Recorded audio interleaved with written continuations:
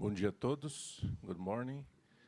Agora, the conference Content and Object on Brentano's Conception of Intentionality with the Professor Guillaume Fréchet from the University of Salzburg. Please, Professor. Well, thank you. First of all, thank you very much for the invitation to talk at this meeting on the origins of contemporary philosophy.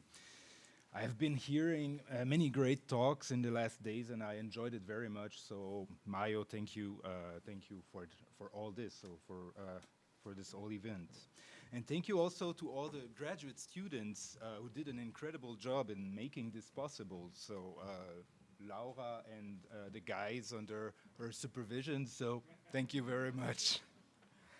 So, first remark, the title of my talk in the program is the result of me actually sending two different titles to Mario at two different times. So, I suppose Mario synthesized both titles into one big title, but I will just speak about the last part of the title. So, I will not deliver both talks, but only one, which is Concept and Object in Brentano. But this still doesn't explain why one should talk about content and objects, or why is that an important topic, or why is it interesting, or why is it important for our concerns in this meeting.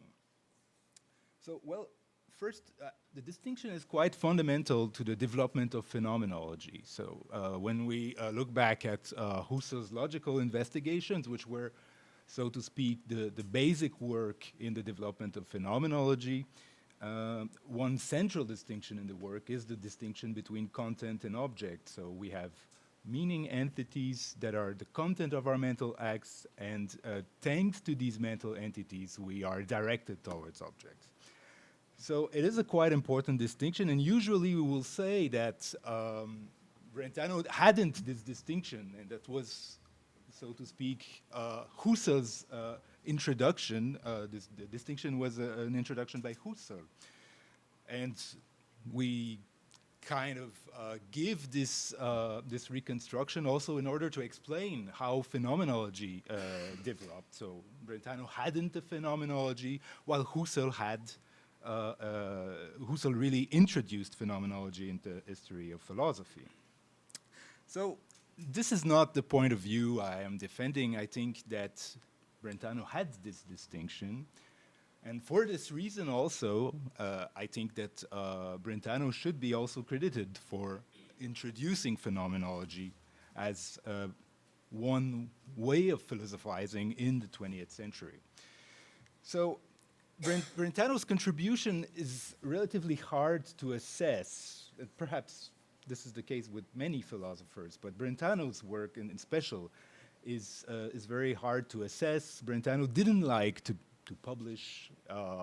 He was really seeing himself as some kind of peripatetician, so discussing with students and having lectures. But when it came to publish, he really did not do very well. So he published only one book and some small opuscules in the later years.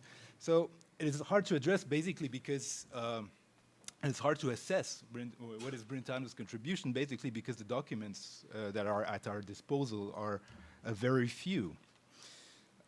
Another point is also, of course, to understand the link between Brentano and Husserl. Brentano influenced Husserl, but how exactly? This is not clear. We have, of course, reports by Husserl about the influence that Brentano had on him, but this is always, as personal reports are, this is always biased somehow by other factors that plays a role. So it is also hard to assess. Another reason why Brentano is important for 20th century philosophy is that why it is hard to say exactly why, is that his position changed and evolved during the years in many different ways. So it is hard to reconstruct his position historically, but also systematically. So just to give you two examples of this is for example, his conception of inner perception, what is the role and the nature of inner perception? So there are two readings here, and I think both of them are justified, but they are quite different. So you can say, well, inner perception in Brentano is the idea that intentionality is presentational, it presents us something, while consciousness, that is inner perception, is self-presentational. So it gives, so to speak, a presentation of oneself. It is self-directed somehow in a way which is sui generis, so to speak. It is not reducible to intentionality. Or then you can say, as many also will suggest, that intentionality is presentational, but that consciousness delivers an immediate evidence thereof. So consciousness is not directed towards mental acts, but it is rather interwoven with them. So this is a very strange expression used by Brentano of eigentümliche Verwebung. So this is very metaphorical, so it's very hard to get a grip on what it is exactly meaning. Another difficulty is, of course, the reism of Brentano, of the late Brentano. So around 1903, Brentano changed so considerably his conception of intentionality. His idea was that what we actually think, what we actually can represent, is only something real. So that we don't have any abstract presentations, we don't have immanent objects, we only have reale. So that is why it is called reism. But what does it mean exactly? Is it the abandonment of the idea that intentionality is an authentic relation, or is it the abandonment of the idea that intentionality is a particular kind of relation, so a special kind of relation? It is not clear. So we have also here in this case, so different opinions, different readings, and even Brentano students themselves don't agree. So it's pretty hard to give a very general interpretation here. There are two different ways to go. And then the last difficulty is also the distinction between content and object. So I'm not going to talk about the first 2 points, of course. I will be talking only about the third point. So I don't know if you can see the very last points here, because I think the table is relatively high. Is it readable? Well, do you have to stay? Or oh yeah, okay, good. So I tried not to put too much stuff at the very bottom, so so that you can read it. Okay, so is there a distinction between content and object in Brentano? So the short answer is yes, and the long answer is complicated. So the received view, which I will call here the non-distinction view, is basically the idea that the distinction was introduced by Meinong and Höfler in 1890, some kind of prehistoric distinction, depends on the way we see it, but basically the non-distinction view states, well, the distinction was introduced in 1890. It was developed more systematically by Twardowski in 1894, as Jesus gave us, as Jesus in his talk on, I think, Tuesday, explained to us. And it was developed later even more systematically by Husserl, also in 94, but also in the logical investigations. And then the second step in this non-distinction reading of Brentano is to say that Brentano, of course, doesn't make the distinction. And there are good reasons to believe that. Intentionality was introduced in 1874 as a mark of mental phenomena, or an exclusive mark of mental phenomena. And only these mental phenomena have intentionality. While physical phenomena, as Brentano says, so the psychische Phänomene, don't. So they are simply signs of an outer reality. So the distinction here, if we keep this reading in mind, the distinction here between content and object is superfluous. We don't need it. So basically what it says is that the received view is that intentional inexistence of an object into one's act is a kind of diminished existence. So it's an existence in the mind. So this is an idea, of course, that was central to medieval philosophy, especially to late scholasticism. And of course, Brentano was very knowledgeable in late scholasticism and was defending also the ideas of Aquinas to an important extent. So it would be plausible, of course, to think that intentional inexistence is just a kind of diminished existence, so some kind of thing in the mind. So this is a view also that was defended by Brentano's late students and editors. So, for example, Oskar Kraus, Alfred Kastil, and Franziska Meyer-Hillebrand. So it was also, and then now we're going into so contemporary philosophy or philosophy of the second half of the 20th century. It was also the interpretation defended by Chisholm, and Chisholm is of course important for the revival of Brentano in contemporary philosophy, so after the 50s. So what Chisholm says is that intentional objects in Brentano are mental contents, and their mode of being is short of actuality, but more than nothingness. Chisholm is usually sharper in philosophy, and this is not very satisfying, but this is the kind of reading of intentional objects that is central to the received view. So in short, to really sum up the idea, the received view, is that Brentano's intentionality is an immanent intentionality. So it is a relation between an act and its internal object. So why is the non-distinction view, or why is the received view problematic? I think that if Brentano's concept of intentionality is the concept of a relation between a mind and its internal object, it imposes strong restriction on its application. For example, it leads, I think, if you take it literally, it leads to phenomenalism, or if you take it more cautiously, if you want to take metaphysics out of this general picture, you could say, well, this is a kind of methodological phenomenalism. I will be more precise about this a little bit later in the talk. This was an idea that was defended by Peter Simons and also recently by Tim Crane. So the bottom line would be, in the non-distinction view, that philosophy, but science in general, can only study phenomena.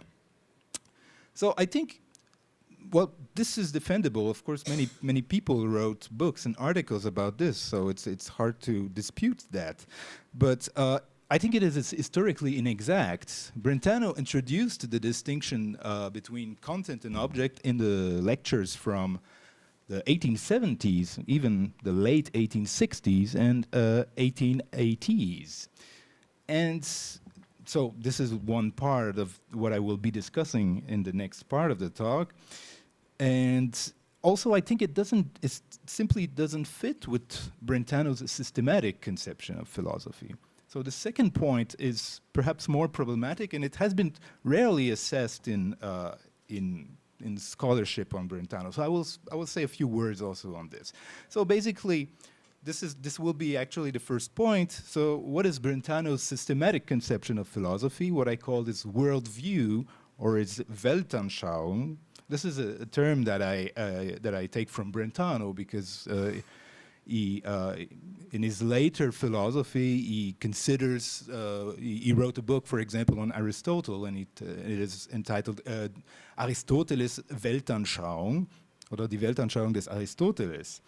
So, and it fits actually quite well with Brentano's own philosophical worldview. So, I think it would be reasonable to say that Brentano had something like a Weltanschauung.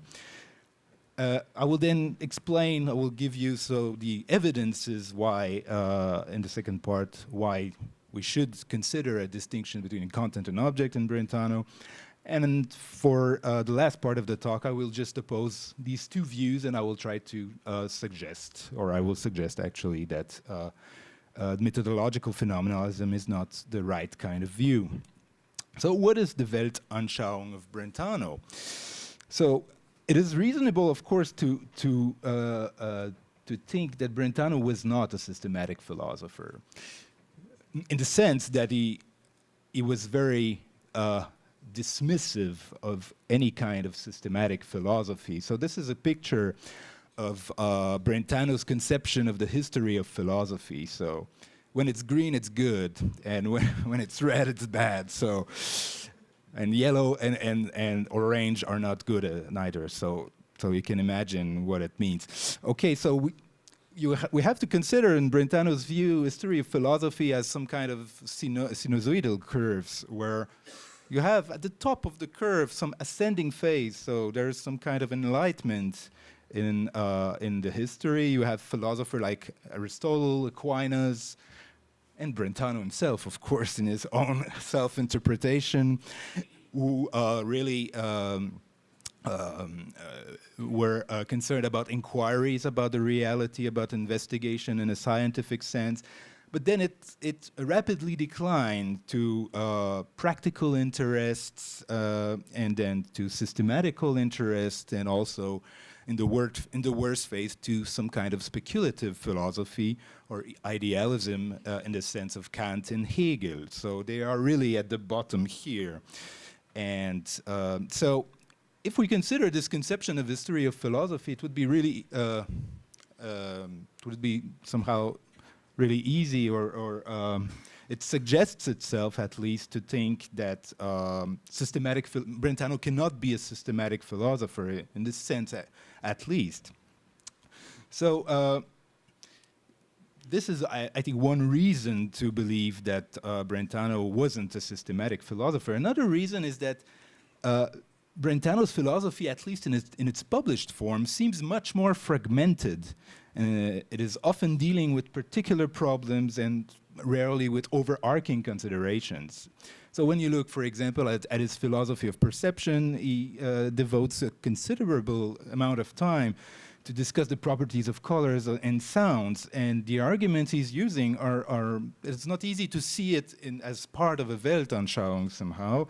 These are really technical arguments. So in many other places too, we could also say that the concern with establishing the conditions of possibility of knowledge in general, so a consideration which is characteristic of neo-Kantian philosophy, is completely absent in Brentano. And of course, another reason why a systematic or a reason to believe that Brentano was not a systematic philosopher is that he was also firmly opposed to the neo-Kantian separation between natural sciences and human sciences on the basis of their distinctive phenomenology. So a further reason to believe that Brentano was not a systematic philosopher is fourth habilitation thesis of 1866. So Brentano says in this thesis that the methods of philosophy are identical to those of natural sciences.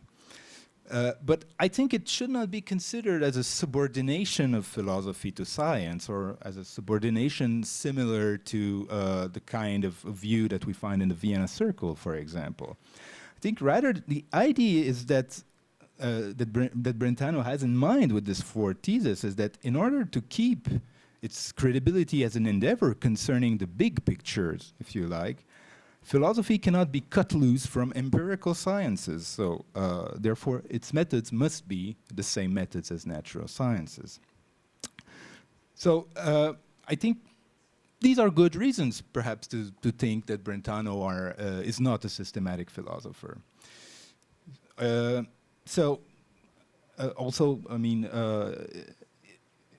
another reason would be to say that, well, he rejected philosophy as a system of truths obtained dogmatically or deductively. But actually, he wanted to go back to Aristotle's Weltanschauung. Philosophy, in his view, and also in his reading of Aristotle, should be considered as a whole in which truths of different domains are structured and dependent parts. So we start, as Hugo Bergman, a Jewish student of Husserl and of Brentano in Prague, as Hugo Bergman puts it in a review, it starts with the knowledge of individual and proceeds from there through metaphysics to end up with the general worldview desirable for humanity. So of course we could debate on the question whether a Weltanschauung is something different than a system.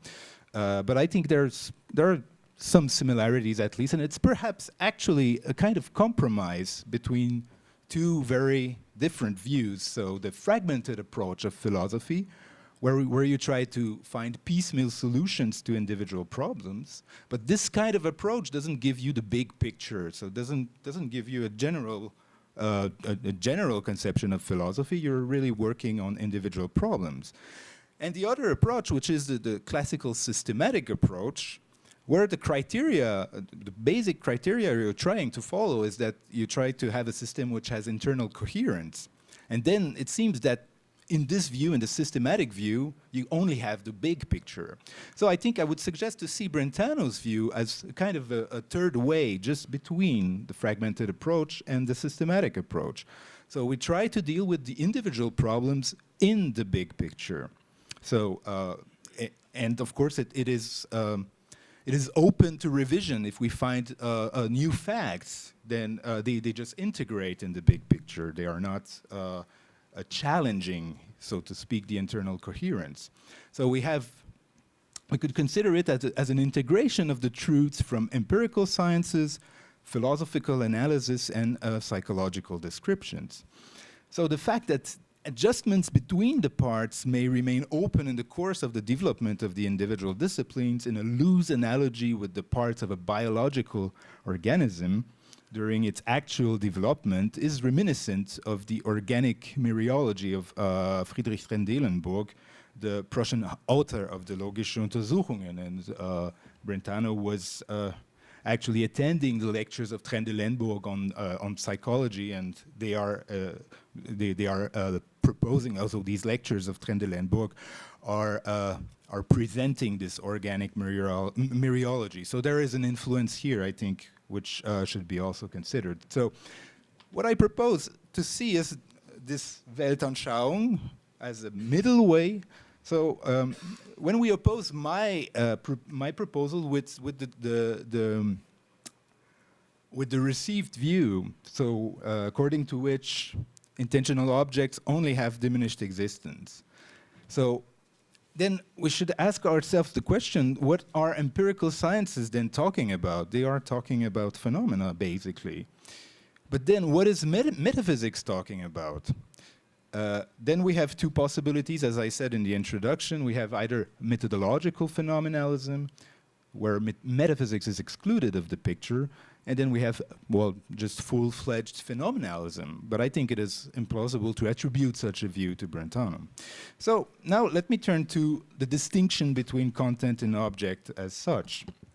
So why I think that we should consider Brentano as the one who introduced this distinction.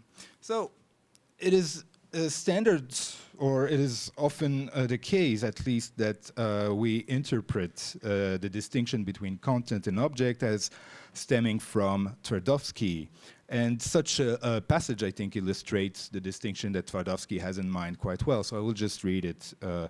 In comparing the act of presenting with painting, the content with the picture, and the object with the subject matter which is put on canvas, for example, a landscape, we have also more or less approximated the relation between the act on the one hand and the content and the object of the presentation on the other.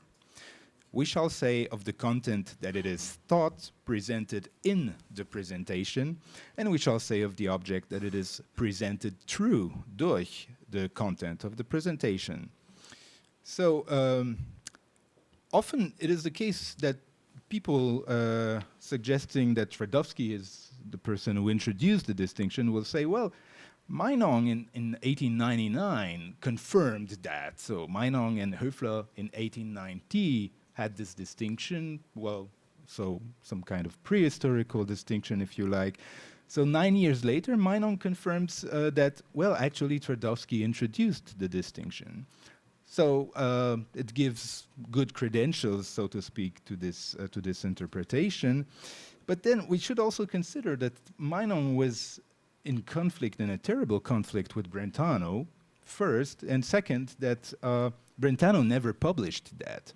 So how do you want to quote somebody who's simply not publishing anything? So it's very hard to acknowledge your debt to somebody who's basically just talking with you from time to time and not really publishing anything. So other students of Brentano, like Karl Stumpf, also complained about this fact. But the other reason, or the first reason, was that Meinong was in conflict, in a very strong conflict with Brentano. In 1889, Brentano publicly dismissed in the Origins of Right and Wrong, which was published, which is one of the rare papers published by Brentano.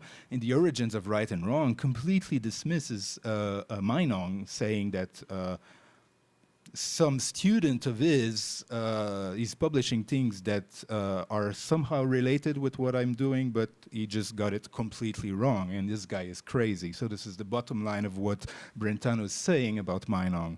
So of course, Meinong has good reasons just to cut his links with Brentano, I think. Of course, this is not a philosophical argument. This is basically just a personal sociological view, but since I think Meinong was not crazy, he was right in just forgetting about Brentano. So let's look at the texts a little bit closer. So Twardowski says, Twardowski uses an analogy with the functions of the name when he tries to introduces this distinction between act, content, and object. So this is what he says in his habilitation thesis. The three functions of the name are, firstly, to make known an act of presentation which occurs in the speaker. Secondly, to arouse a mental content, the meaning of the name and the person addressed. And thirdly, to designate an object which is presented through the presentation meant by the name. So I underlined these three different functions in order to make the parallel more clearer with Brentano's logic lectures from 1869. So you might say, okay, this is a very old logic lecture, but Brentano repeatedly taught the same classes with the same texts over the years, so it is quite reasonable to believe that Twardowski, who of course followed Brentano's classes, had these scripts at home or in his shelves, in his bookshelves. So Brentano says in the lectures, the name manifests a mental phenomenon. It means the content of a presentation as such. Is it the immanent object? It's not clear. It names that which is presented through the content of a presentation. So you have here also the same opposition between presenting in and presenting through. So it is actually already there in 1869. Of this we say that the name is attributed to it. We name the mere real objects of the presentation that which, if it exists, is the external object of the presentation. So it is clearly not a mental content or some kind of diminished existence, an object with diminished existence. One names through the mediation of meaning, Bedeutung. So there are two elements here that are quite interesting, I think, and that are, one is not similar to what Twardowski will say, and the other is very similar. So only real existing objects are objects of presentation. So it is important to stress that Twardowski doesn't agree with this idea. Twardowski says, well, for any representation, be it the square, round square, Pegasus, or Salzburg, or the Golden Mountain, there is always a represented object. This is, of course, this influenced Meinong, but this is, of course, problematic when you're doing ontology. Brentano rejects this idea, and I never found in Brentano this idea of Twardowski that there are non-existing objects, so to speak. So Brentano never defended this idea. So if Twardowski is original at some point, it would be on this very specific point. But the more interesting idea is that the content serves as a Bedeutung in Sinn in Phrygian terminology in acts of meaning. So how should we understand that exactly? So there are at least two ways of understanding this idea that the content serves as a Bedeutung. You could give a strong reading of this, and you could say that it is a distinction, the distinction between content and object is a purely semantic distinction. So it happens only at the level of expressed thoughts or expressed contents. So if it's not expressed, then there's no distinction. Or there's the weak reading, where you could say, well, the semantic distinction, so the distinction at the level of expressions, and of referential and expressive functions, is just simply one good way to illustrate the distinction. But the distinction goes all across the board. So I'm not exactly sure here what is the good reading of this idea that the content serves as a Bedeutung. So I will try to to study a few more texts in order perhaps to reconstruct an interpretation which perhaps could be representative of what Brentano had in mind. So in another logic lecture of 1872, I think, something like this, he writes something along the following lines. This is a little bit complicated because the terminology is not exactly so it's not exactly simple. So he says, the content of presentation is named, that is, the objects presented as they are presented. Als das, als was sie vorgestellt werden. It sounds to me, at least, even in German, somehow exotic. So he says also, the content of judgment is stated, that is, the truths of falsities of the objects presented as they are presented. The content of feeling is evoked, ausgerufen, that is the goodness or badness of ASA of the objects presented as they are presented. And then there's a small part here which perhaps might sound a bit strange, but I will talk about it a little bit later. So let's just focus on the first part now. So one way to just systematize a bit what Brentano is saying is that when I'm pronouncing the words "the highest tower in Sao Paulo," that expresses a content or an object presented as it is presented, so to speak, which we could spell out in the terms "the highest tower in Sao Paulo," and it represents this tower actually, which I didn't know it was the highest tower in Sao Paulo, although I had a very good city tour with some of you a few days ago. So this is the highest tower in Sao Paulo. So if you find my talk boring or insignificant, then you learned at least one fact. Okay, so we have then this relation between the content, the object presented as it is presented, and the object. So one way to put it is that we have two functions when we express our mental contents.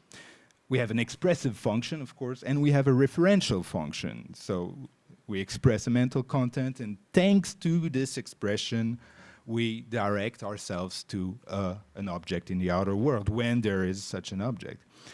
This is another quote which I think also underlines the same point. It is in German, but I'll still read it.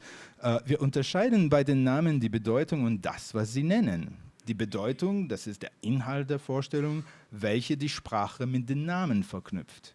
Man nennt den Inhalt einer Vorstellung auch Begriff, in Rücksicht auf das, was ihm etwa entspricht.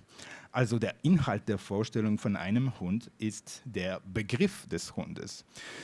This is also interesting because it addresses a point, I'll just show it again here, which is the bottom of the quote here. This gives perhaps some idea of what Brentano was meaning by man is a species. That means the content of the presentation of a man is a species. That is the meaning of the word man is a species.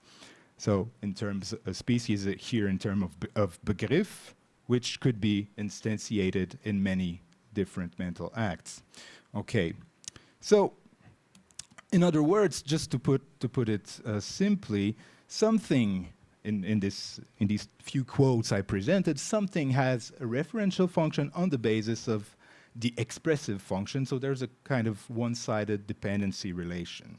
But if it's really the way we should understand the distinction between content and object, what about more simpler presentations like a toothache or a feeling of warmth or a Ganzfeld experience? So for those of you who don't know what the Ganzfeld experience is an experiment that was conducted by Wolfgang Metzger. This is basically you put some kind of special glasses and you just get one uniform visual sensation. So perhaps like blue or white.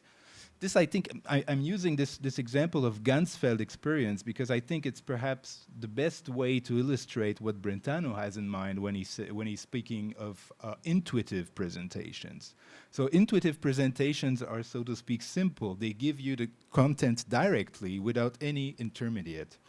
So I think he gives also other example. The toothache is an example. A feeling of warmth is also an example. He also says very, very misleadingly that a landscape, a perceived landscape, is an example, but it is, I think, completely false. Landscapes are things that we perceive that are structured in a very complex way. So let's stick with these few examples here. So what is then the difference between my Ganzfeld, the content of my Ganzfeld experience and its object? Well, if I need to, in order to do this distinction, if I need to express the content, then the content becomes complex, and it's not the content of my experience anymore. I should say something like, I have an experience XYZ. But then you're already putting in it something else, of course, the indexical, and then the content becomes something much more complex. So it seems that if we use this this expressive referential distinction in order to assess the distinction between content and object, there's a big problem with intuitive presentations. So I think it would be fair to say that he agrees with Frege, or perhaps we can even say that he's a precursor of Frege on the distinction between Sinn and Bedeutung of an expression. Of course, there is one problem. The contents in Brentano seems to be mental, but not always, as I said, like in this special quote here. This is, of course, only 3 lines, so it's hard to say, oh, yeah, he had the idea that contents are not mental entities. Of course, I'm very aware of this, but perhaps he was not always, this is the only point I want to make here, perhaps he was not always thinking that contents are only mental entities. So let me try a possible reconstruction of what I've just said, of expressible contents, so the distinction in the context of expressible contents. So the expression, the highest tower in Sao Paulo, expresses a mental content M. Here I'm using these angle brackets to introduce a mental content. And angle brackets M is an instance of a species M. Here the square brackets means that it is an objective content. It is not a mental content. The expression M, or the expression the highest tower, etc., refers to the object on the basis of the mental content M. And your M and my M, so your expressions, the highest tower and my expression, refers to the same object on the basis of M. And the mental content M presents M, and the objective content represents M, so to speak. So here I'm introducing a distinction in terms of presenting and representing. Later I will use the same distinction in using another terminology, but we could here simply say that presenting is presenting in, and representing is presenting true. This is not a distinction that Brentano is making. Brentano is not uses the term vorstellen in a very indistinct sense, so he uses it for a lot of different mental acts. But it could be useful, I think, to have a more precise terminology. So, and then this is that was the reconstruction for expressible contents, but what about intuitive content? So we could say something like this. My presenting of a Ganzfeld of blue has the content N, which is the Ganzfeld presented, or more simply, the act of presenting N has N as a content. But since N cannot be communicated in the same way as angle brackets M, the presentation of N is merely a presentation with no representative function, with no presenting true. It seems, therefore, that there is no point in distinguishing between the presentation of N and the presentation of square brackets N. So it doesn't seem, in other words, it doesn't seem that there is a distinction between the content and the object of intuitive presentations. So, just to put it shortly, my idea here is that if Brentano is right, then the distinction between content and object has to happen on the level of expressible contents. And in intuitive contents, there's no way to introduce this distinction. But of course, this is a very important problem for the theory. So you cannot say, well, we have here a distinction that goes almost across the board, but we have these small cases, these particular cases of presentations where it doesn't apply, but it's not a problem. So of course it is a problem. So there are further evidences. Here I'm not going to read this quote because it's not helping very much, but it's just a quote that I introduced in order to really make the case that the quotes that I'm giving are not just like cherry picking among manuscripts. This is really constant in the logic lectures and also in some of the psychology lectures. So here I've just put this passage in red because Twardowski is also using the same example. Of course, it is taken from Mill. Mill says something along these lines, and Brentano took it over from Mill, and Twardowski in his habilitation thesis took it over from Brentano.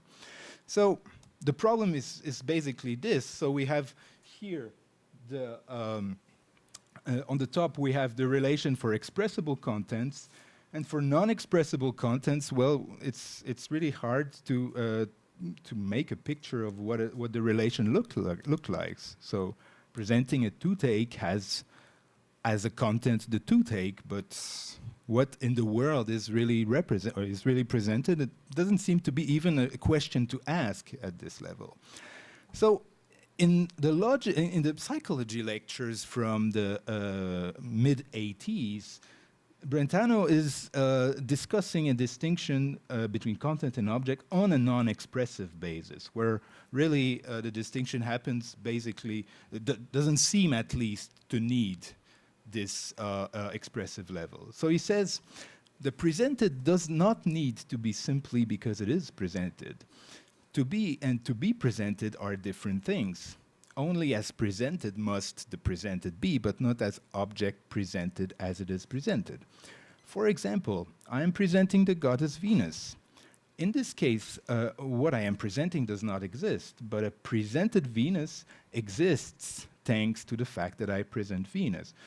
So the presented Venus exists here is a description of the content, but it is a description that is framed in terms of some kind of object, so presented Venus, and they exist somehow. So this is a bit different from what I presented in the first part. So I call the object presented as it is presented the object of the presentation, and then there are a few interesting theses. When something is presented, there's always a content, but but often an object of the presentation is lacking. For one single content of presentation, there might be many different objects, and for one single object, there might be many different contents.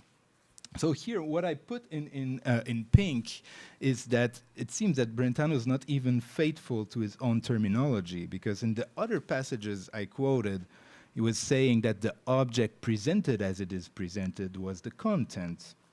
And here he says it is the object of the presentation. So, of course, this might be a bit problematic, but I think it's just merely a loose terminological use that he is developing. So we should not bother too much about it.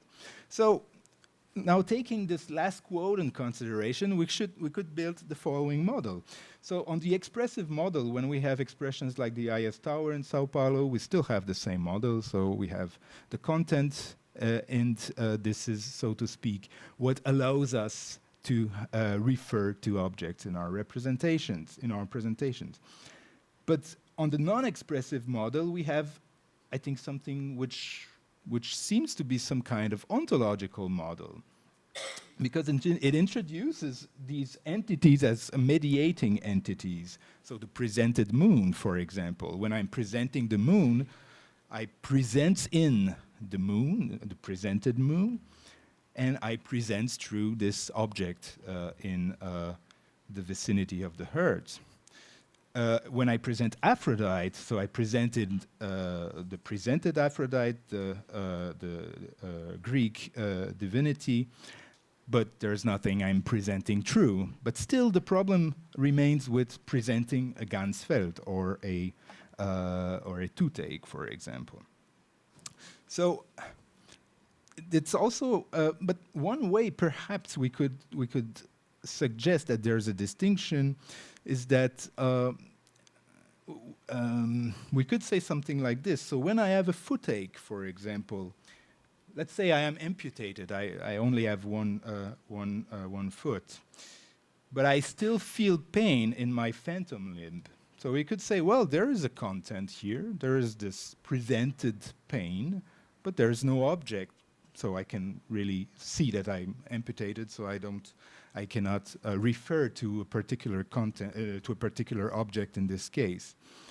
So that could be a way of introducing the distinction, but this is only one case. So let me just mention a last piece of evidence, and this is pretty similar to what I've been quoting in the last minutes, but this introduces also another element.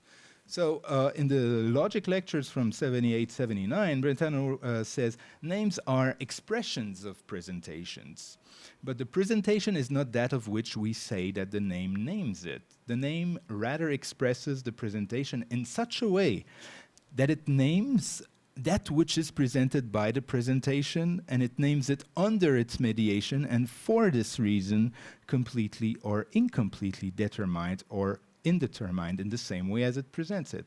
In this way, the presentation is the sense, the Sinn of the name. So you see here this inconstant terminology. In the other passages I quoted, he uses Bedeutung here, he uses Sinn, but this is also a switch of terminology that we find in Husserl's logical investigation, so we should not bother that much about it. And so here again, the presenting true is introduced. I presented these quotes in order for you to understand what Brentano had in mind. It is not a fully developed theory, a fully developed distinction, and I think I pointed at some difficulties, but you see that he is trying at least to build this theory in a systematic way.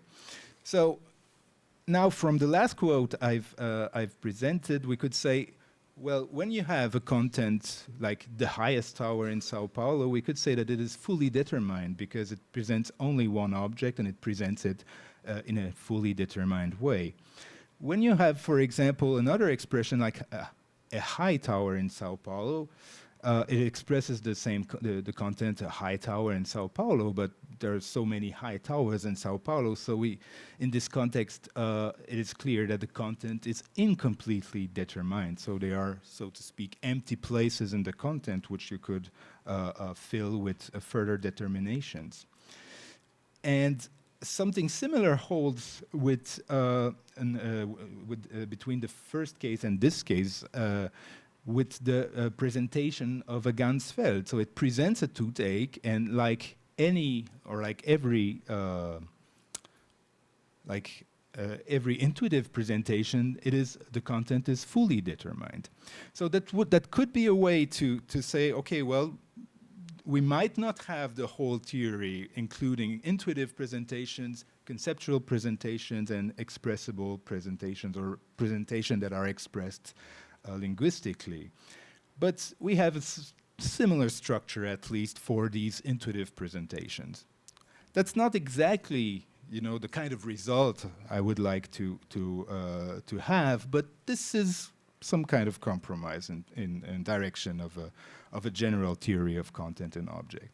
So in short, the expressive distinction works for linguistically expressed acts, or act expressible linguistically. The non-expressive distinction between content and object poses problem for intuitive presentations, but not for non-intuitive ones. But as I said, we could ask ourselves, is that really a problem? Ganzfeld experiences or intuitive presentations are some extreme cases of presentations, but they are not the paradigmatic cases, so to speak. So we might still isolate intuitive presentations from the distinction between content and object, since they are quite marginal.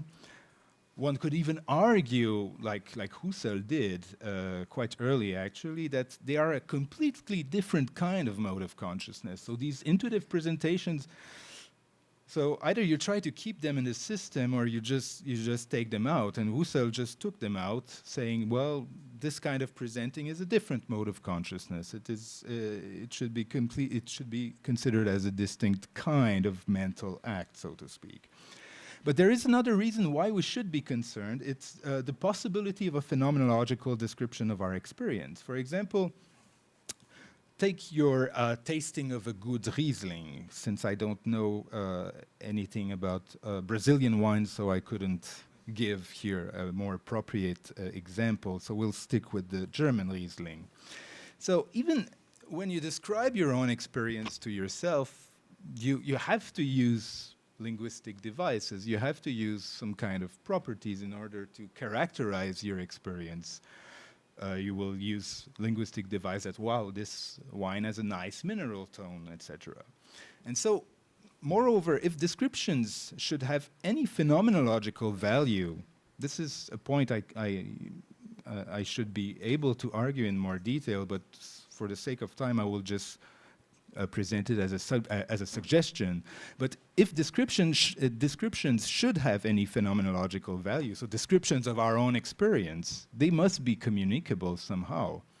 So if intuitions are not communicable, as Brentano thinks, as most of his students think, then they don't really are attractive candidates for phenomenological description. So I think perhaps the absence of distinction at the intuitive level between content and object is perhaps not so dramatic after all.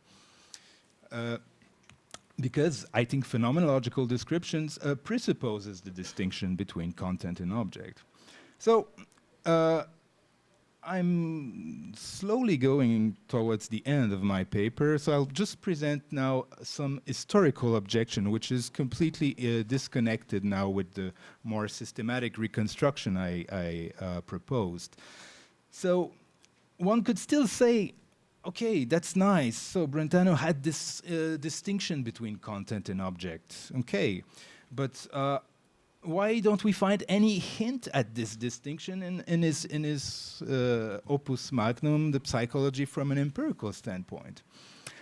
And I think it is a good objection. So one possible answer would be just to say, it's not very satisfying, but I mean, when we're talking about history, it's rarely satisfying anyway. So, well, we could say the terms content and objects are never used as explicit synonyms in the book. So this is perhaps one way to say, well, he didn't have the distinction, but he didn't reject it, at least.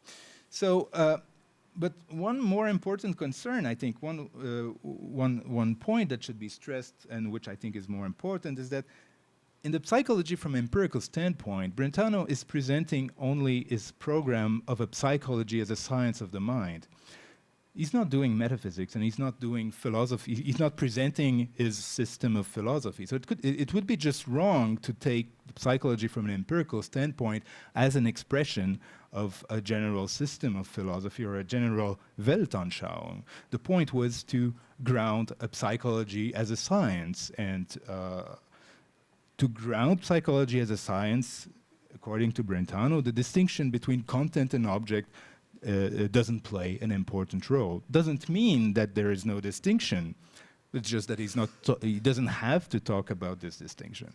So let me slowly close this paper by coming back to the comparison between the Weltanschauung view that I proposed and the methodological phenomenalism view. Methodological phenomenalism is, if you like, the consequence of the received view, or the non-distinction view. So if you hold the non-distinction view, you have to argue in terms of saying, well, Brentano is either a phenomenalist or a methodological phenomenalist.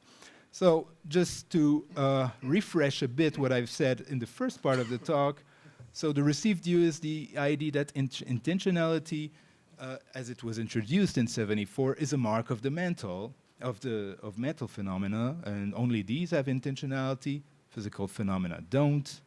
And so the distinction is superfluous, and intentionality is just a relation between two mental entities. And so the options are the following one. Either you say that the received view is representative of a more general view, and then Brentano is a defender of some kind of phenomenalism, or you say that it is just a local theory of mental content with no bearing on the big picture. But then the problem is with the strategy 2, is that it is hard to make sense of the general applicability of intentionality. So I doubt that strategy 2 would be realistic given the fact that intentionality appears prominently not only in Brentano's philosophy of mind, but also in his logic, in his ethics, in his theory of knowledge, and at important places in his metaphysics. So let's turn to strategy 1. So an apparently promising candidate, as I said, was the methodological phenomenalist view as presented by Simons. I'm excluding the full-fledged phenomenalism because I think it is implausible as an interpretation of Brentano, at least.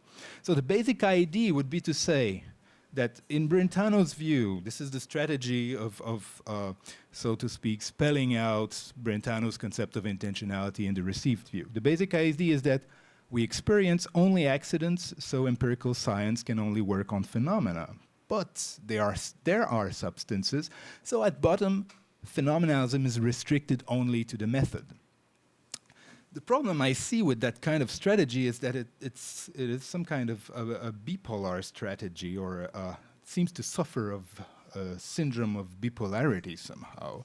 Because on the one hand, intentionality is characterized as a relation between mental entities, but these entities are accidents of a substance. Okay, so but how does it work together? All these two views should work together. So how are we to bridge these two utterly distinct views?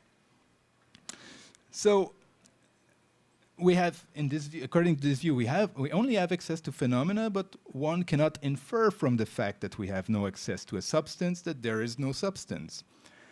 And so this is my reconstruction of strategy 1. So the best option would be to have the pragmatic decision of denying without any proof the reality of what we're directed towards. And this seems to be somehow what Brentano has in mind at some places in the psychology from an empirical standpoint. He says, for example, it is not correct, therefore, to say that the assumption that there exists a physical phenomenon outside the mind which is just as real as those which we find intentionally in us implies a contradiction.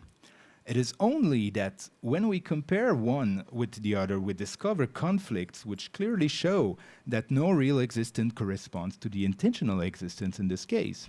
And even if this applies only to the realm of our own experience, we will nevertheless make no mistake if, in general, we deny to physical phenomena any existence other than intentional existence. So, just to reconstruct this strategy, the idea is to say, first, in experience, we only have access to phenomena. Therefore, in experience, phenomenalist and methodological phenomenalist standpoints are indistinguishable, so to speak. But given the first premise, we are better off when we choose intentional existence of our objects of thought over real existence, although the decision is a pragmatic one and does not involve any ontological commitment. And so Brentano can remain substantialist in metaphysics. But there are three important problems. I think the reconstruction is the best shot I could give at this, and I really tried hard. But still, I think there are three problems. We still don't have no bridge principle. So metaphysics is something else than psychology or philosophy of mind. So these are two distinct disciplines. How are they going to fit into a general system of philosophy or a general worldview? there is no bridge principle. So in some sense, it also falls under the strategy two, which I think was also problematic, which I think is not interesting here. So the strategy one cannot account, no, this is not a conclusion, but the third problem is that the strategy one cannot account for the intentionality involved in communication. So if we take it literally, the strategy one, what I've said about the expressive distinction or the distinction on the expressive basis would be simply can't fit in this picture. So you cannot have a theory of communication in this conception. So my 5 basic points in this talk, and I will be closing with this. First, I wanted to take Brentano's worldview as a starting point, and following the worldview, the non-distinction view seems implausible. So I then presented the distinction view as it is developed in the lectures, and I suggested that it solves some problems that are unaddressed by the non-distinction view, so the absent reference problem, but also illusions, hallucinations, and plural reference in some cases, in some quotes. And I think perhaps one nice advantage of my reconstruction is that it fits actually with Brentano's own conception of a methodology of history of philosophy to himself. So let's apply what Brentano says about the methodology of history of philosophy to his own philosophy. So his idea, it's a very nice quote from some small book on Aristotle. He says, one should seek to resemble, gleichen, as much as possible the mind of which we want to understand the imperfectly expressed thoughts. So what should we do in history of philosophy? That's Brentano's answer. So we should seek to resemble as much as possible the mind of which we want to understand the imperfectly expressed thoughts.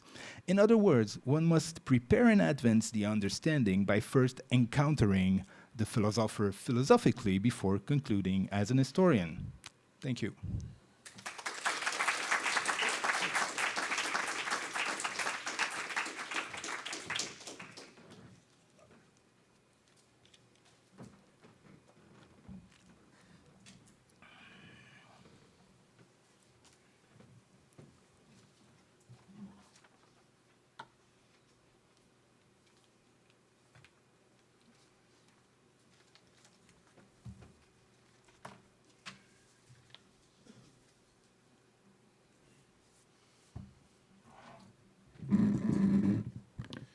Thank you very much, Professor Frechetti.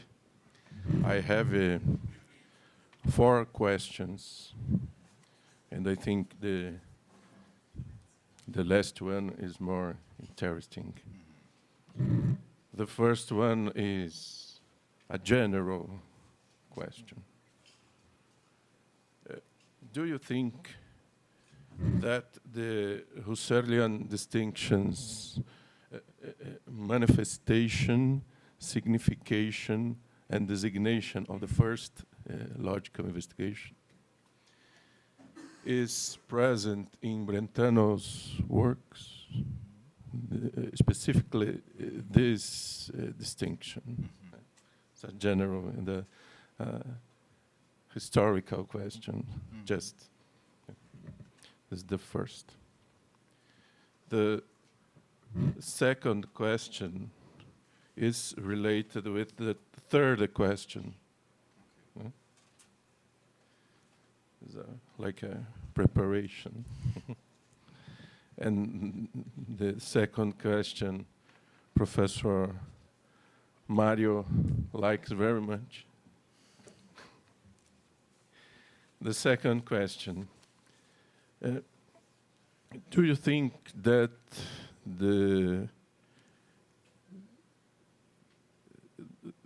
that there are a great or a small importance, the Brentano distinction of the 3 kinds of inner consciousness, 3 kinds in the psychology.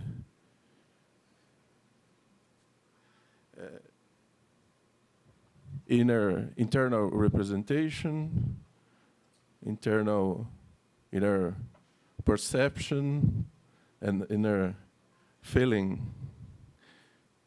Do you think this is important or not to the comprehension of the difference between entity and existence, essence and existence? Let's see. The third question. The third question is about the relation between psychology and ontology, or metaphysics. This diminished existence, I think, is not a diminished entity. I think it's very different, because the first entity, ens, or essentia, or res, perhaps. But existence in Brentano's work, I think, is specifically modus essendi. And this is given by an internal perception, not by an internal representation. Only through a judgment, by a judgment, not by a representation. And this third question, so the relation between psychology and ontology.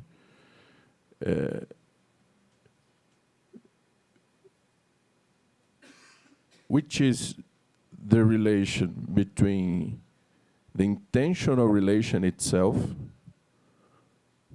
Do you agree that it's a psychological point of view? And the mode of being of the object, and this the ontological point of view? I think the use of the term mental entity or mental existence, I think this causes confusion. I don't know. This is the third. And the fourth question is, where is my fourth? Here. Here. The fourth question is about the importance of the influence of medieval philosophy. And specifically is about the concept, the medieval concept of content, species. Do you think that it's important in Brentano? And do you think that the medieval distinctions of Thomas Aquinas and Thomas of Sutton concerning the different kinds of species, different kind, not just species, but different kinds of species, species sensibilis, individual one, the other species intelligibilis, the universal one,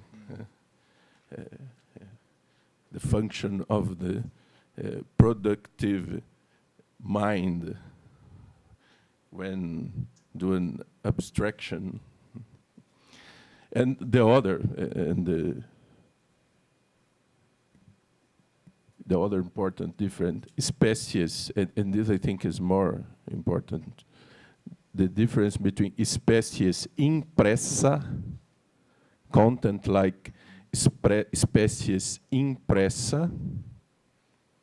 I think this is content in Brentano's sense, and the other, species expressa, that implies an activity of the mind that gives a animation to this content of the species impressa. Like the medieval difference between impression and the verbum mentis, and Brentano do a lot of reference. These are the four questions. I think the third and the fourth is are more interesting. I don't know. Thank you very much. Okay. Well, thank you for these questions and the comments also. Okay, first the distinction between Kungabe, Bedeutung, and Nennung. Yeah, that's the distinction that you had in mind in the logical investigations. Okay, first there was a slide where I presented that some contents are ausgerufen, are evoked. This is the kind of terminology that Brentano uses sometimes for the Kundgabe. So he has different terminologies. He's not systematic. I mean, he's a very bad philosopher of language, let's say, or he's not very much interested in language. But there's a reason for this. Brentano had this this conception of philosophy also as some kind of teamwork. So he delegated also much of the work in fields that were not so interesting for him to other students like Anton Marti, for example. And we find in very clear expression in Marti this distinctions between the three functions of expressions of Kundgabe, Bedeutung, und Nennung. So, I mean, at some places, Brentano uses this distinction more clearly. But Marti at least developed it systematically. So I think Husserl here sides with Marti. Basically, they share, at least in the logical investigations, they share the main frame. So whether it is properly Brentanian or not, so I leave this open. But I think it was an important distinction for the Brentano school, let's say. Yeah. Your second question is very problematic to me, at least. First, okay. So you wanted to say. So we have this distinction between three forms of inner consciousness. So there is the presentation of the sound, let's say. There's the presentation of the sound, which is what you call inner perception, of course, and the inner feeling. You mean by this emotions, or you mean the third category of mental acts? Is that right? Inner representation, yes. Inner perception, and inner feeling. Three. Yes. Okay, so these okay. Of the sound, yes, okay. Inner representation right. of the representation of the sound. Yes. Inner perception, inner feeling. Okay, so this corresponds basically to the three classes of mental acts. Yes. This is okay. Good. So. Yes, that's right. Brentano has this idea that when I have a presentation, I have a presentation of the bottle. I have also, so to speak, a judgment about the existence of the bottle, and I have also some emotion related to it. This is the thesis you had in mind, right? Yes. Okay. But this thesis is also problematic. I think Brentano rejected it also at some point because it involves that for every presentation you have, you also have a judgment about the existence of the object presented, and you also have an emotional relation with it. But I mean, for some cases at least, I can present something without being emotionally directed towards it. I mean, it's not very. It is a complicated distinction, but it is a distinction at least that fits in his conception of inner consciousness, that of the relation between the parts of the mental, so that you cannot have one without having the other. They are all coming together, so to speak. What I was not sure to understand about this question is that so if you accept this, I think that was your suggestion, if you accept this, then you have to consider the distinction between entity and existence more with more focus. Could you just perhaps rephrase what you said, because I want to be sure that I understood it correctly. I think in the composition of an entity, Right. The to be and the essence. Okay. And the essence is given in a representation. And the to be, the esse, the mode of being, is given in an inner perception. Right. Oh, yeah. Okay. It's a relation with Okay. psychology and ontology. I think Yeah, this okay. difference is relevant. Okay, I get it. So, right. I do agree with you. Brentano has in his theory of judgment the idea that, in his psychology in general, the idea that we get the concept of existence by abstracting from single judgments. So existence is not a predicate. Existence is something that you get through perception. So, and you generalize what's happening in perception, and then hop, you get the concept of existence. And the perception is a judgment for Yes, Brentano. yes, exactly. Yeah, that's right. Sure, but this is a theory of inner consciousness. This is a theory of how we of what's happening when we are directed towards objects, right? This is one thing to say, I get the concept of existence by ways of abstraction. So me as an individual, as a psychological individual, I want to explain how do I get this concept. So this is the origin of the concept, so to speak. So we get it from these single perceptions, so to speak. But this view is not incompatible with the general metaphysical idea that there are objects and that they exist. It's not, you don't want to explain metaphysics through a theory of inner consciousness. And I think Brentano didn't want to do that. His project here is, in the psychology from an empirical standpoint, his theory of inner consciousness is really to give an account of how are we related with objects as psychological individuals. So, I mean, ourselves being psychological individuals.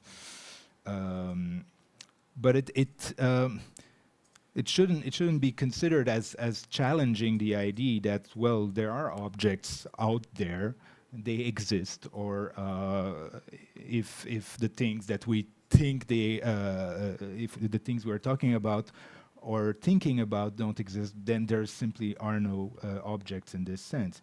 You pointed out also in your second question on at the distinction between entity and existence. There's also this other distinction in Brentano. I don't think if you mean the same distinction between a reality and existence, or is it another distinction you had in mind? Another distinction.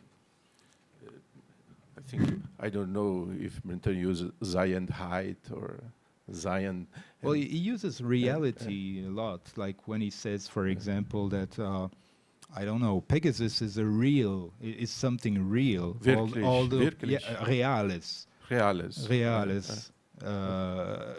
Is something real, although it doesn't exist. Okay.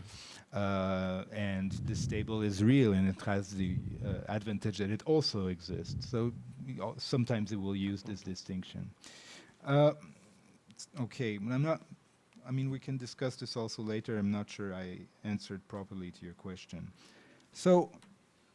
The third question, that's a very nice point. So we shouldn't consider diminished existence as some kind of diminished entity. That was the idea. Mental image, like mental Yeah. content. Right. Yes. I mean, I think I agree with you on this. And then you distinguish between modes of being of the objects and the intentional relation, right? But I think that fits also quite well with. I mean, I would answer here basically the same thing as I answered to your second question. Okay. That these two issues here are perfectly compatible, and I think psychology and ontology here are complementary domains, so to speak. And your last point was very interesting on the influence of medieval philosophy, and I'm a very bad medieval philosopher, since I'm not even a medieval philosopher. So I just will have to say thank you. I cannot really fill in on these numerous distinctions that you presented. That's right. What kind of species really Brentano is talking about? This is not clear.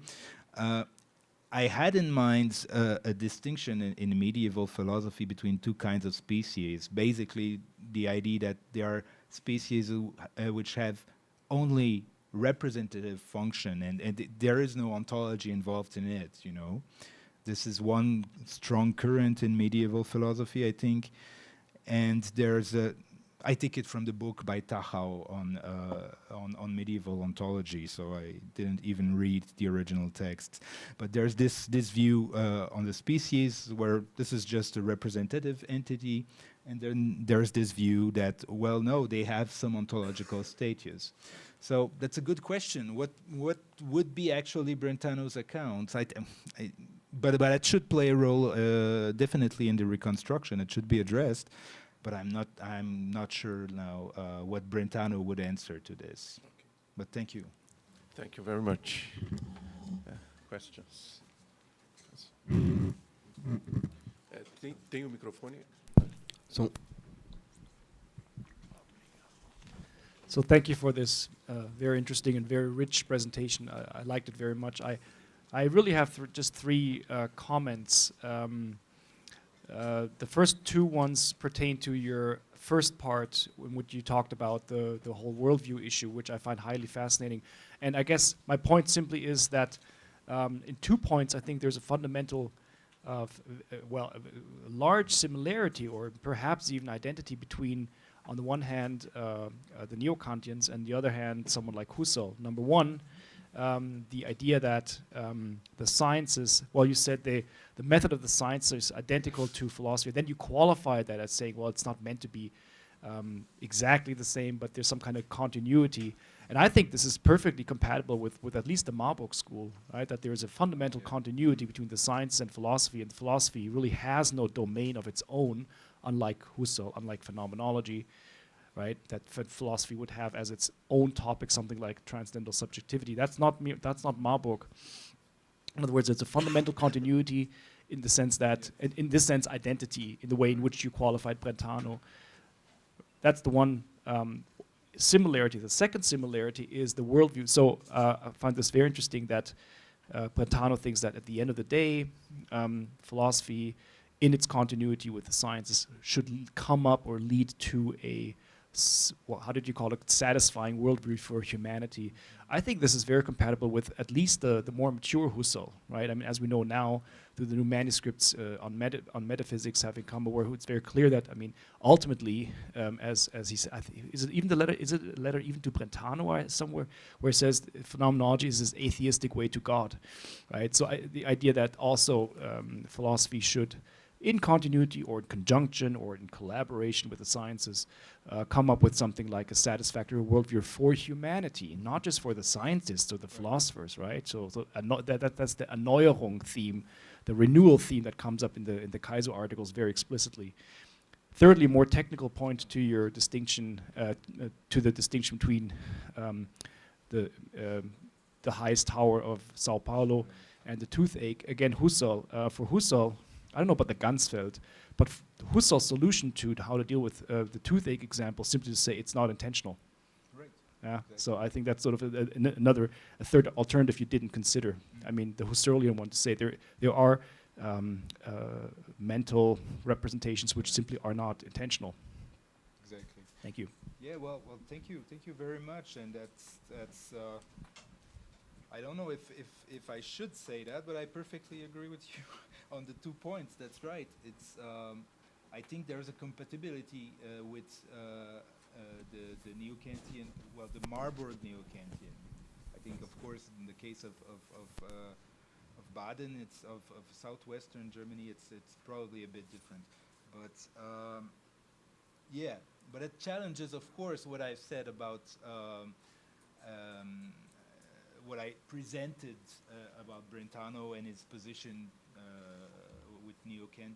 Oh, yeah, perhaps I could just speak in the microphone, sorry. So, but it challenges, what I've said about Brentano and about his dismissing attitude to neo-Kantianism. Yeah, well, yes, that would be perhaps the good explanation. There would be also there are also other factors to consider in this conception of Brentano, the relation between empirical and between philosophy and empirical sciences. I think perhaps one difference, at least, between Brentano and the Marburg neo-Kantians is that.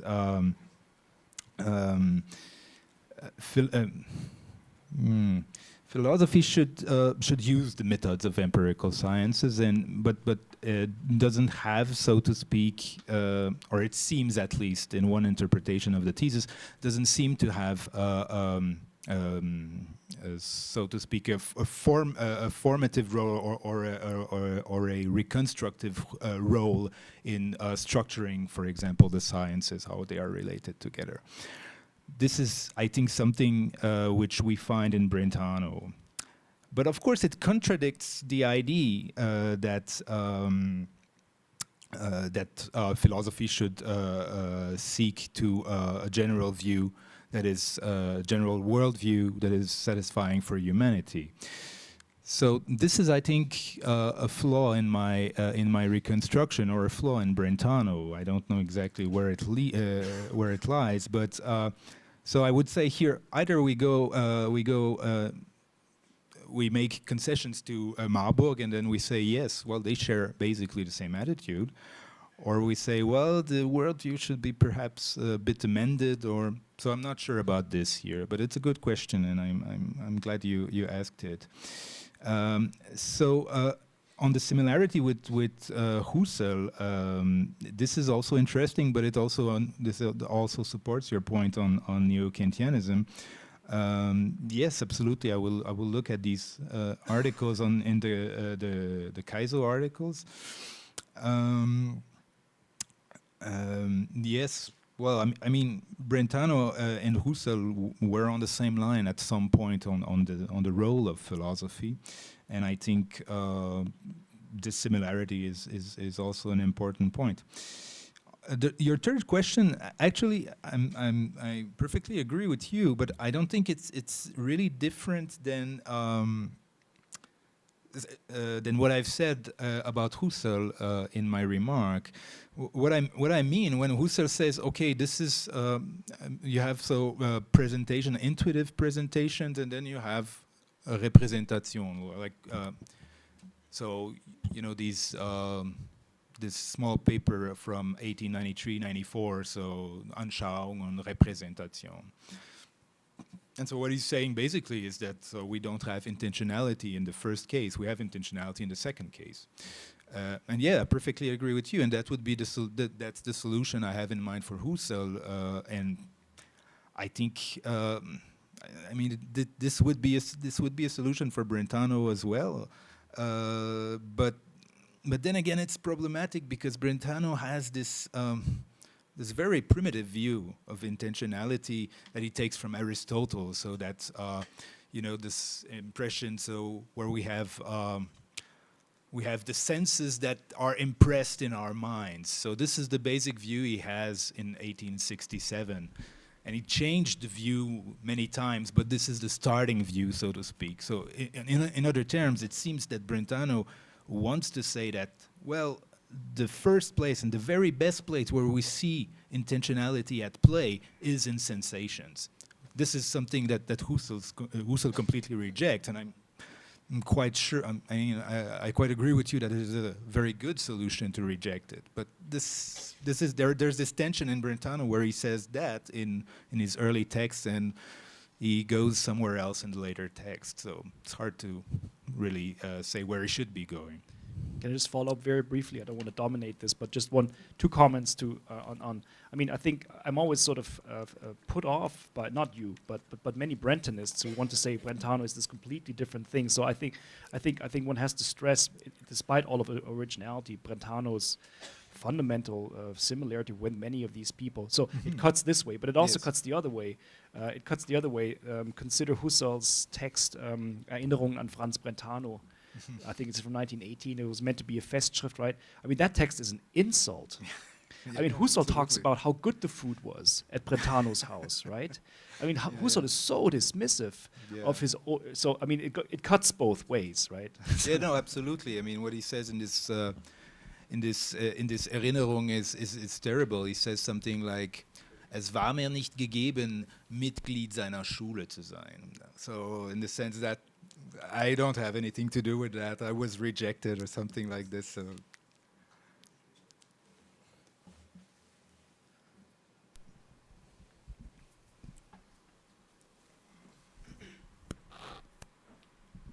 Ich werde auf Deutsch sprechen. Guillaume, wir haben schon unser Gespräch angefangen und ich führe unser Gespräch weiter. Ich werde nur ein bisschen zu unseren Kollegen erzählen, worum es ging. Ja. Aber ich habe zwei Bedenken in Bezug auf Guillaumes These.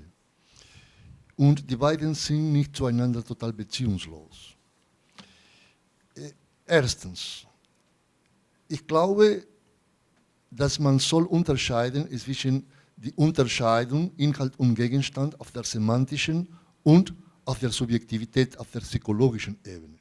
Und dass man die Unterscheidung auf einer Ebene macht, bedeutet nicht, dass man absolut im Klaren ist, dass sie auch für die andere Ebene gelten soll.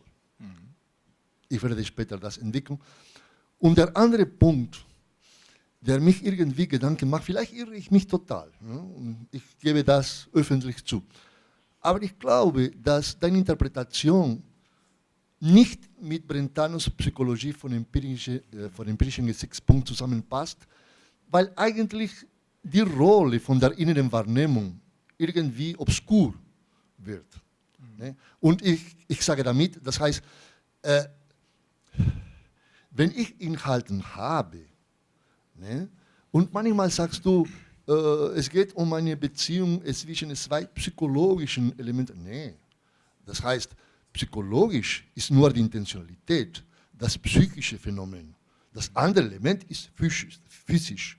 Und Brentano hat zwei ganz verschiedene Beziehungen. Das heißt, die Beziehungen zum Inhalt, Gegenstand, das ist die Intentionalität, und die Selbstbeziehung des Aktes, impar ergo, das ist die innere Wahrnehmung.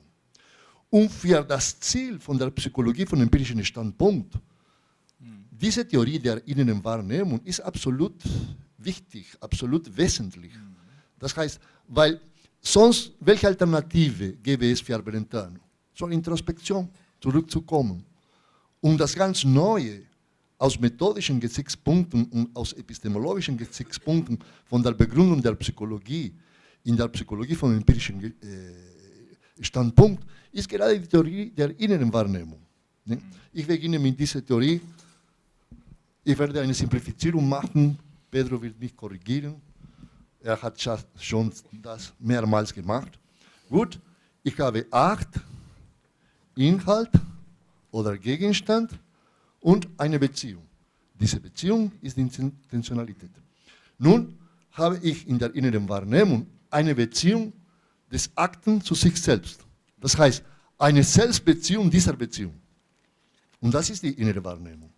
Gut, wenn Brentano eigentlich Inhalt und Gegenstand unterscheiden soll, dann habe ich die deskriptive Psychologie des Akten, die Aktpsychologie, fast in einer pneumatischen Phänomenologie umgedeutet. Das heißt, wenn man Twardowski liest, was man immer wieder übersieht, ist, dass Twardowski schon nicht mehr mit der Begründung der Psychologie als Wissenschaft beschäftigt ist. Das ist nicht das Hauptproblem von Twardowski. Er hat sprachphilosophische und ontologische Interessen. Aber es geht bei ihm nicht um eine Begründung der Psychologie als Wissenschaft und als Einheitswissenschaft von dem Psychischen. Deshalb ist für Twardowski kein Problem, die Unterscheidung zwischen Inhalt und Gegenstand ganz klar zu machen und sagen, dass ich beziehe mich zum Gegenstand durch den Inhalt. Obwohl das, und das hat Husserl eingesehen, schafft das Problem, wie komme ich zum Inhalt? Weil die Theorie der inneren Wahrnehmung, der Selbstbeziehung des Akten, gibt damit keine Rechnung. Das heißt, ich kann nicht den Inhalt einführen innerhalb einer Theorie der Intentionalität, ohne eigentlich die Identifizierung von Psychologie, von zu Aktpsychologie zu machen. Nun, bei persönlichen Gesprächen hast du mir gesagt, naja, ja, aber bei Brentano, wir kommen zum Akt durch den Inhalt. Ich weigere mich, das anzunehmen. Das ist Naturp. Das heißt, dann kommen die Unterschiede zwischen Brentano und den Neukantianern. Ne? Naturp würde sagen, ich kann diesen Unterschied nicht machen, ich komme nur zum Akt durch den Inhalt. Aber Brentano hat eine Theorie der Selbstauffassung vom Akt. Und wenn wir das erste Projekt von Brentano betrachten und auch die Diskussionen, zu der er Motiv gegeben hat, ging es um die Entgegensetzung von Inhaltspsychologie zu Aktpsychologie. Für eine Aktpsychologie, das ist absolut zureichend. Dieses Schema, Brentano ist total kohärent. Wenn ich Inhalte einführe und wenn ich behaupte, dass Brentano Inhalte und Gegenstand unterscheidet, vielleicht irre ich mich total, vielleicht es ist mein Problem, aber ich glaube, irgendwas geht schief. Gut, also ich werde auf Englisch antworten, wenn es dir recht ist. Right, okay. So your first point was to say, okay, when we have a semantic distinction, doesn't necessarily mean that we have a psychological distinction. So these are two different things, and right. Yes, well, I agree with you, and part of the problems I addressed in the second part of the talk was to say that, well, it is a problem, and that Brentano has perhaps some solutions, and I presented some of the solutions, and I mean both distinctions should be compatible, should be able to work together at least. Of course, we are speaking of two different levels, but if you want a coherent theory, they must be compatible somehow. Der Hauptpunkt liegt darin, dass solche Unterscheidungen findet man bei Brentano, gerade wenn er Stuart Mill kommentiert. Das heißt, das ist sehr wichtig, weil bei Stuart Mill gibt es schon solche Unterscheidungen. Also er liest Stuart Mill bei den logischen Vorlesungen und er sagt, was er sagt. Würden wir sagen, das Problem ist, man denkt sofort an Frege. Ne? Dann Brentano hat schon im Voraus gesagt, nee, Brentano hat einfach Stuart Mill gelesen, Frege auch, ne? Wie Lotze auch. Also würden wir sagen, die Neuheit wird ein bisschen kleiner. Yeah, okay. So you would like to suggest that this distinction is probably just his reading of Mill and enthusiasm about Mill and not so much to introduce a semantic distinction. But I'm sorry, but I don't agree. I think really there is a concern in Brentano on this level which I described in terms of expressible contents, and this plays a very important role. And as part of the answer to my commentator, I said, well, we have in Marty, for example, a full-fledged theory of the functions of expressions. This is, I think, an important concern for Brentano and for his school. Okay, so, but to come back to your question, so your first point was to say, well, it's not because we have a semantic distinction that we need a psychological distinction and the other way around. I think that was what you suggested. Yes, again, I agree with you, but I think Brentano is really aware of this concern, and or at least I was aware of this problem, and the idea is, what I suggested was to propose a model in which both aspects would work together, and so that's basically here on your point. I don't agree. I mean, I think if you introduce this distinction, if you have this worldview as Brentano has, and if you introduce this distinction on a semantic level and you introduce it also on the psychological level, then in some sense these distinctions must work together. So I think he has both. I think he's concerned with both these problems. So on your other point on the psychology from an empirical standpoint, on the role of inner perception, so you're saying basically, okay, Brentano is doing an act psychology. He's not dealing with the content. He's dealing with what is real, that is mental phenomena, because the rest is not real. This is his issue. And of course, I perfectly agree with you. When he's dealing with act psychology, when your theoretical interest in your endeavor is to give an account of this particular problem of intentionality that we have in acts that are directed toward contents, you don't. The first problem, and the second problem is, how are we conscious of this relation? Yeah, right. How are we conscious of our own acts? This is the questions that he's dealing with in the psychology from an empirical standpoint, and dealing with these questions doesn't need an account of the objects of the external world. So that's why. This is my explanation or my answer to your question. That's why there is nothing on external object in the psychology from an empirical standpoint, because it plays no role whether there is an external object or no. When I'm analyzing what I am conscious of when I am having mental acts. Oops, sorry. Ich stimme zu dir zu, aber es geht nicht physikalische Gegenstände. Aber es geht physische Phänomene. Mm-hmm. Das ist der Punkt. Yeah. Der Status von diesem Inhalt, die sind nicht psychisch. Und wenn Sie vermitteln okay. Wovon? Yeah, okay, yeah. I think I get your point here, is to say that, okay, in some sense, the theory of 1874, where these contents are physical phenomena, which are weird entities somehow. So your point is to say, if this account is supposed to fit with what I've said about the later period, or about the logic lectures, then we have a gap that we need to fill between these strange physical phenomena and the contents. Yes, I agree. It is problematic, but I think still, first answer is that you don't.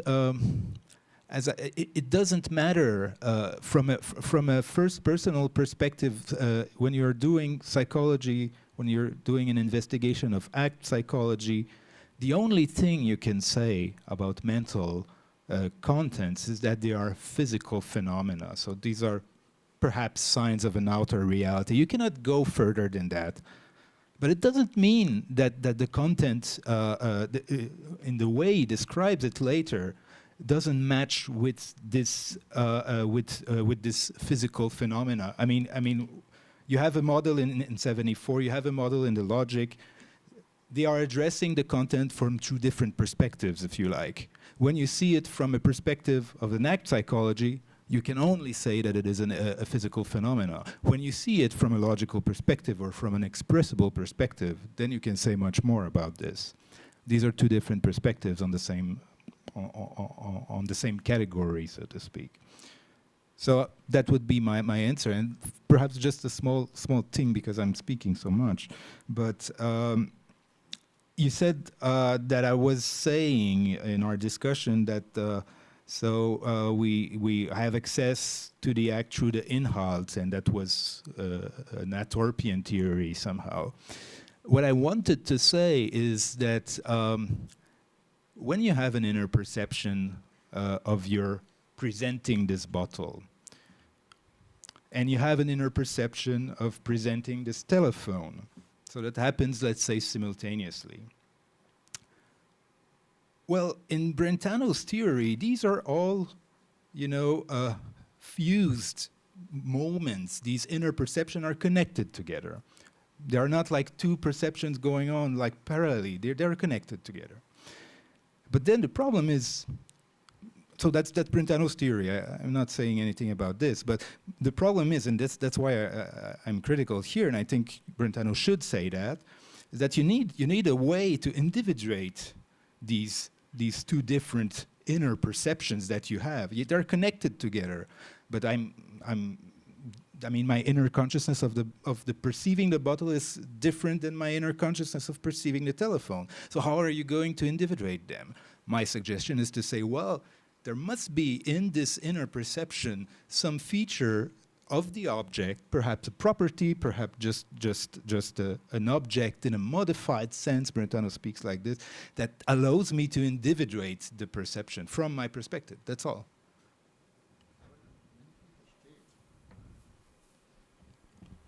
Das führt dich dazu, dass ich Akten in der letzten Instanz nur durch Inhalte individuieren kann, identifizieren kann. Dann ist Brentano vorbei. Dann haben wir Natur.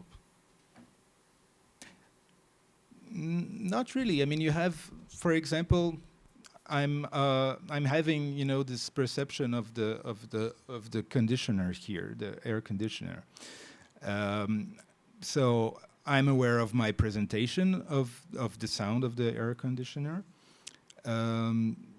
And when I focus on this, I can isolate it, and I have this act. Okay, that's okay. An inner perception gives me the act, and it gives me it with perfect evidence. This is what Brentano wanted to say, and this is compatible with what I want to say. It's just that what I'm proposing to Brentano as a challenge is to say, well, okay, you have. But sometimes life's more complicated. So, I mean, sometimes you have more objects that are involved. And then what are you going to say? Well, in this case, perhaps you could say that the content is somehow co-represented in the act, is co-present in the act in some sense. And he says that also later in the descriptive psychology. This is his theory of objects in a modified sense. So they are so to speak included in the act.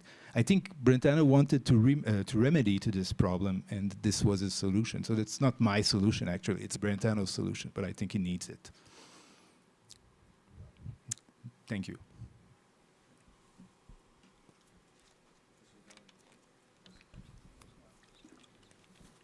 A more general question. Why did you not take Brentano as a systematic philosopher? He's not a system philosopher, but he's a systematic philosopher insofar as he gives us systematic categorical distinctions. So insofar, he's nearly an analytic philosopher. So that's my impression. Yeah. Yes. System philosopher, that's clear. Analytic philosophers in general are also no system philosophers. That's over with German idealism. Yes, that's right. It's a good point. I think he's a systematic philosopher in the positive sense, and he's an anti-system philosopher, perhaps. Yes, exactly. I agree with that. But you might be a systematic philosopher in the positive sense you suggest as an analytic philosopher. Also, to different degrees, you perhaps want to have a theory which gives you an account of the good, the beautiful, and the true in a united way, and this is, for example, seen a lot in medieval philosophy, for example, and medieval philosophy is to an important extent also analytic philosophy. So we could say Brentano is systematic also in this sense, but I'm not sure about this because that would imply that I'm not sure about this because I'm not sure that the system really works. I mean, he's trying, but sometimes he says, well, okay, no, this tripartition of mental acts, for example, which is, I think, important for the systematic idea that you present. He says at some point, well, the tripartition of acts is not really working because we need something between the representation and the judgment. So he's not always. I think he's trying to maintain, so to speak, the internal coherence, which I think is also important for a systematic view. But sometimes he will just say, okay, well, just leave it. It's not working with these new examples that we have. Let me give another example. Okay. His analysis of the logical square, that we can represent all judgments as existential judgments. I think that's a very, very important analytic result. Ne? Yeah. Yeah, that's right. Well, we could say that locally it was systematic, at least. Yes. Analytic philosophers in general are of the same kind. Yes, that's a good point. Thank you. But can I add here, why do you reject the system philosopher if he wants to build a worldview? I mean, how is that not a system? I mean, if the worldview is something like for the lack of a better word, a system that integrates all regions of knowledge, why do you? Why are you so adamant, both of you, about rejecting the idea of it, that it is a system? I mean, at least ideally, and that's the terminus ad quem. I mean, I don't see why not. Well, then you'd have to tell me what you mean by German idealism, right? Yeah, but they have very different systems too, right? I mean, why not call the formation of a worldview a system ambition at least? Okay, well, it's just basically that I want to leave room for, I don't know, for the day in which Martians will come to Earth and tell us things that we believe that are just crazy, but that exist. It's just a metaphor to stress the point. What I want to say is that I just believe that you can have a system, and you can work on its internal coherence. And if you have new facts that are problematic for the internal coherence, then the system just falls down. With the worldview, you can integrate the new fact into the mereological whole, and then you change, parts of other regions of the worldview. So this is the distinction I had in mind.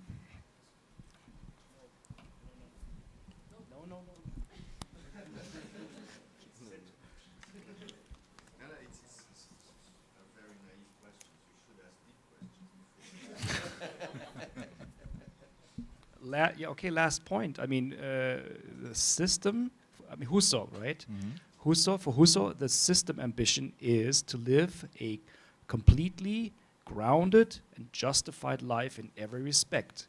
So that is the system ambition of someone like Husserl, that every knowledge claim can be made coherent with every other, that is ultimately grounded, and that it can lead to a worldview in which you can spell out questions of religion and ultimate meaning of the world. Right. That is system in Husserl, right? I mean, that's not.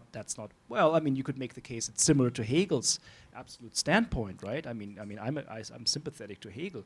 If you can read Hegel such that you mean the absolute standpoint means a complete transparency of all possible standpoints and a complete coherency, and not like a God-eyes view. So that's system, and for Husserl, that's an ideal. Husserl himself claims he never reached it. Perhaps it's, but that's Systemphilosophie for someone like Husserl, and I would argue for someone like Hegel as well.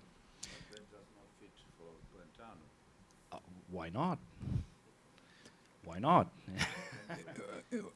Yeah, well, it depends perhaps on the status you give to the bits of the worldview or of the system which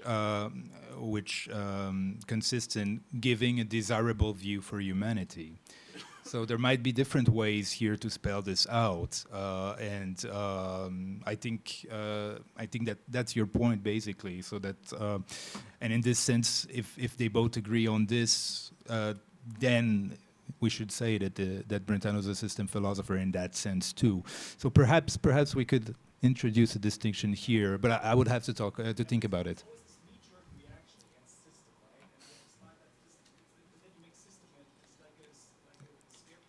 Yeah. Okay.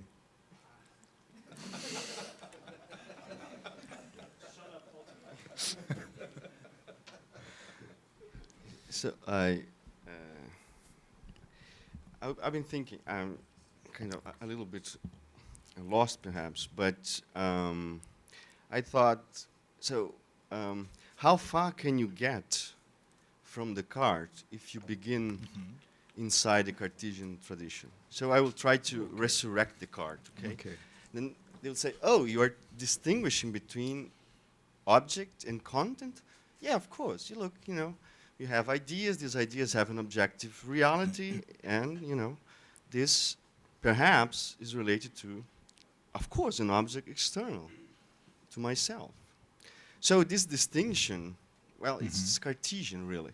And actually, if you want it very explicitly made, you just get into like Arnaud's logic, right? Compréhension, extension. Sure. It's there, right? So why is it so? This is the first question. Why are you? I'm missing something, I'm sure. You can just explain it to me.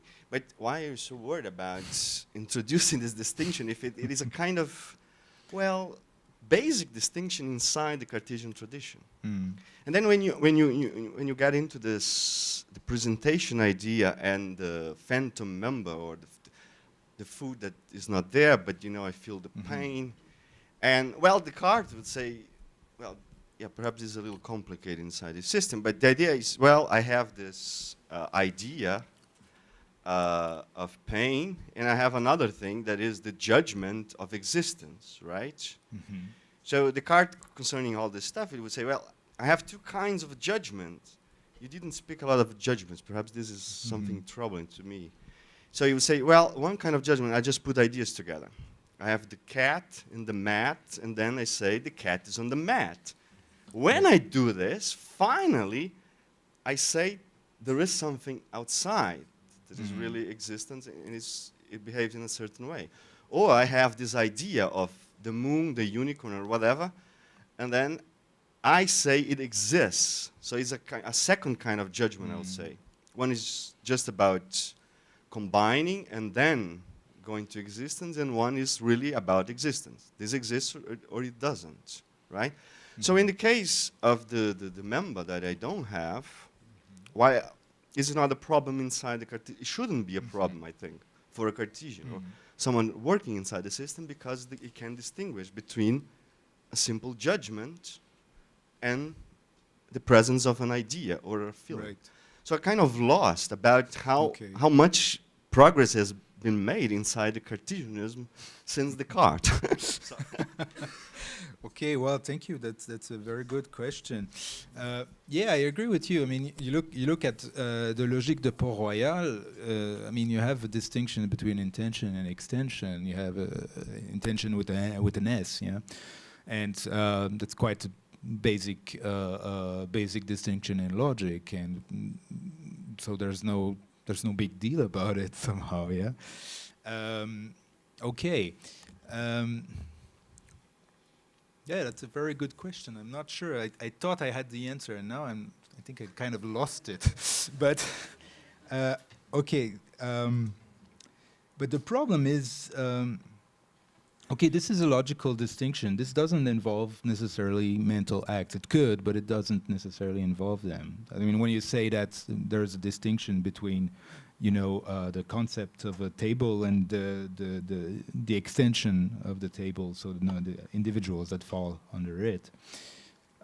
This is good, but how does that work? I mean, could we use, that would be a way to address the problem. Could we use this distinction and try to apply it in a theory of mental acts and contents, in the way we represent things or in the way we talk about things? I mean, either you say, well, there are contents, okay? I don't bother whether they are mental or no. And that would be a very quick adaptation of the theory to psychology. Or you say, well, I mean, we have mental contents, and it's kind of different somehow than the kind of contents that we have in logic, for example. So I might represent, you know, the table in this particular way or in that particular way. I might not even know what is a table, so I will have very strange content. Or I mean, you know, all these possible cases. So if you take that seriously, and I think that's what Brentanians want to do, and that's what distinguishing them from Cartesians in that sense, is that if you take this seriously, that there's something serious in mental content, you know, in the fact that we represent things from a certain way, then it's a bit more complicated, I think, to adapt this distinction, because then you have the logical aspect is not really fitting, you know, with the psychological one, or it's not fitting so like automatically, or at least I think, or I would say. So I hope it perhaps answer your concern. On the phantom limb and on the judgment, yeah, that's interesting. I must confess I'm not sure exactly about how to interpret this distinction in phantom limbs, because my concern is this. When I say, so let's say I just lost my arm yesterday having too much beer with the students, and so today I have no arm, but I feel pain in my arm. So when I say, okay, well, I have a mental content here, it's quite clear, and then I look, and so I say, oh God, yeah, so I lost my arm, so there's no object. But that's not exactly a very good way to put it, because I mean, the object of my act of feeling pain is certainly not the arm in itself, like it was deposited at the hospital after they took it out or something. I mean, this is not the object. I mean, the content is pain, but what is the object of pain? And this is a difficult question, and I'm not sure here how Brentano would answer this. The object of pain is pain. You know, it's not like something out there. There are these representationalists in philosophy of mind who will say, yeah, well, when you have pain, you have an object, and this is the injured location in your body. This is localized, so this is different from your mental representation. Your mental representation represents that. So I think in my reconstruction, I would have to say something like this, that Brentano was a representationalist in this sense, that pain is located somewhere. And I have problems with that because I find it somehow weird. But I'm not sure now about the judgments, because, well, you say it was a Cartesian reconstruction, what you presented. Well, one Brentanian way to put it, which could probably fit with parts of what you said, is that when I have a representation, when I have a presentation, and so to speak more simply, I don't have a presentation in isolation. So I present the bottle, for example. But when I present it, I acknowledge its existence. Either it is there or not. So this is, so to speak, connected, intimately connected with the presentation. I also accepted existence. This was also addressed by my commentator, and the fact that, you know, for Brentano you have these presentations, but you also judge that the object exists, and you also love it or you hate it. The third part is problematic, but the first part is probably. Means that you get a kind of first the judgmental perceptions, Right. then you get to the okay. I wasn't getting that. I thought that he began with representations, and then Well, somehow you build judgments. But no, if I understand what you're saying, no, yes. First I have a judgment, so to speak, and then I go to the parts of the judgment. Can I say that? Well, we could Kind put of. it, yeah, we could put it that way with just a tiny modification, is that you have blind judgments. Everything you see, you hear, you believe blindly that it exists.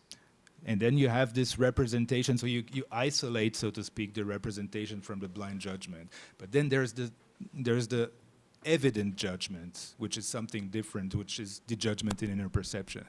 But the basic idea is that whatever you see, hear, taste, you believe that it exists. Okay. So the blind judgments are judgments of perception. Yes, Yeah? perceptual judgments, right? Okay. Good.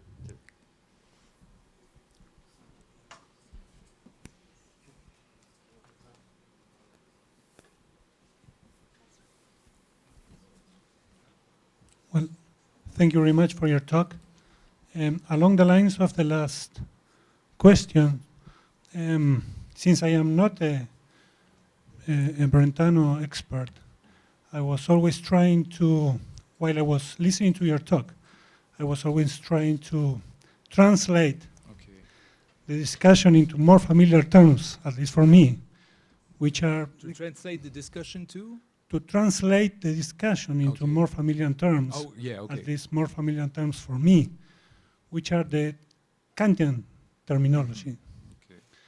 And in close connection to this last question, I wonder if you could establish a parallelism between this distinction, content and object, and the Kantian distinction between objective reality and objective validity of a concept.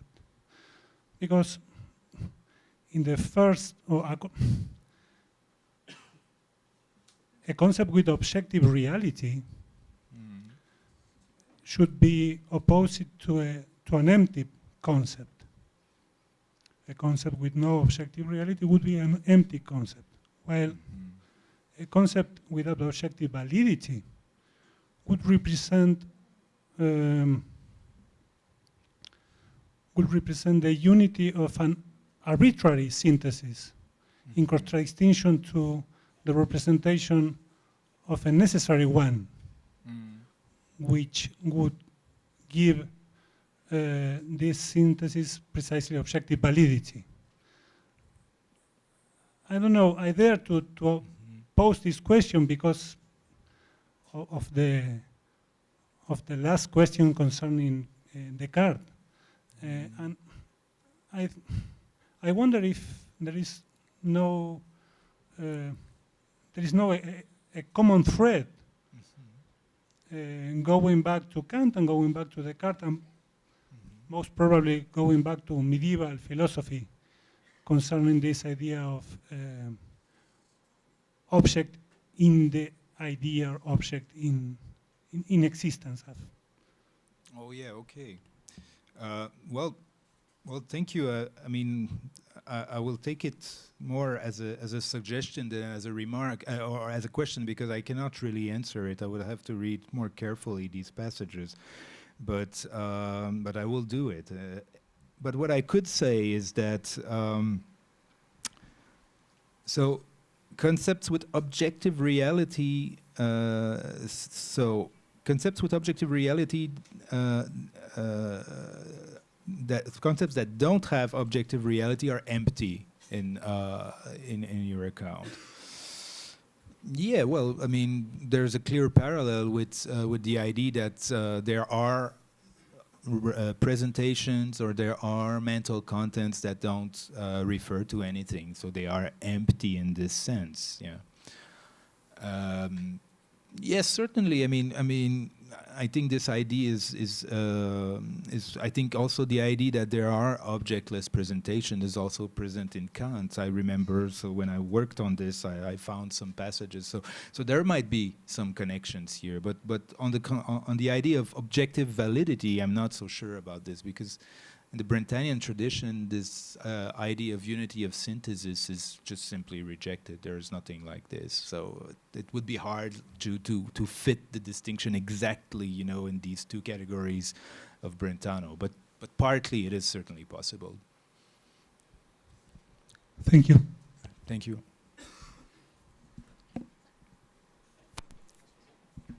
Well, Professor, what I got is not a proper question, it's more an attempt to clarify some concept, you know? When you talk about intuitive presentations, direct concept, Right. I didn't get if the mode of the showness of the object is through a non-intentional relation, through an intentional relation, or there's no object at all in an intuitive presentation. Right. Yeah, well, that was actually an open question, so perhaps you could answer it, because I'm not sure how to answer it.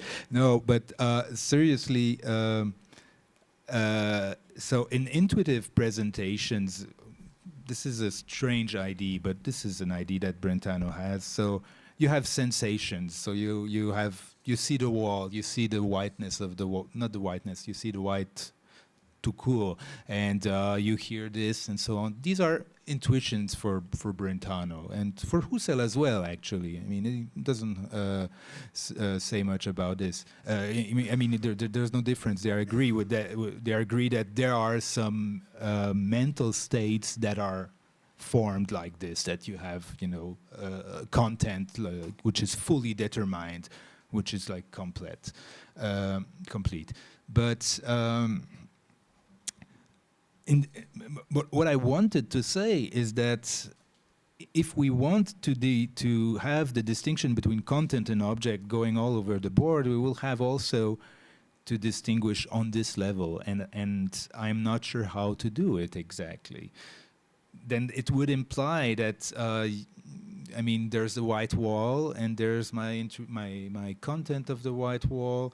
But then how do you, my problem with that is, how do you have access to this distinction in your own experience?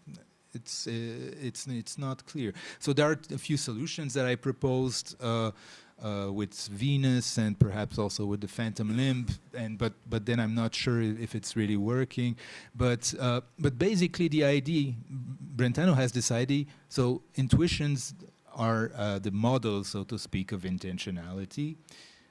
And Husserl rejects this thesis. He will say rather, and I think it is quite interesting and appealing solution, is to say that, well, these are reelle Inhalte, they are real contents, but they somehow, you know, animates the contents of our presentation. And these presentations are not intuitive. So he will put like intuitive presentation down and non-intuitive presentations up. So this is I think a very neat way to do it. While Brentano's theory will say no, they belong together. So, but this is but you're right to just ask this question, because it's a problematic part of Brentano's theory. But thank you.